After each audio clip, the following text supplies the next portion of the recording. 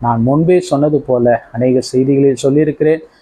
தேவன் என்னதான் உங்களுக்கு மற்றவர்கள் மூலமாய் தீர்க்க தரிசனமாய் தீர்க்கமாய் இப்படியாக உன் வாழ்க்கையிலே நான் உன்னை ஆசீர்வதித்து உயர்த்த போகிறேன், இவ்விதமாய் நான் உனக்கென்று ஒரு பெரிய ஆசீர்வாதத்தை வைத்திருக்கிறேன் என்று தேவன் சொன்னால் கூட, அது உண்மையாய் தேவனிடத்திலிருந்து வந்த வெளிப்பட்ட தீர்க்க தரிசனமாய் இருந்தால் கூட, நீங்கள் உங்களை நீதியிலே காத்து நடவாவிட்டால், சத்தியத்தின்படி உங்களை விட்டு கொடுத்து நடவாவிட்டால், கட்டாயம் அந்த ஆசீர்வாதம் உங்கள் வாழ்க்கையில நிறைவேறவே நிறைவேறாது.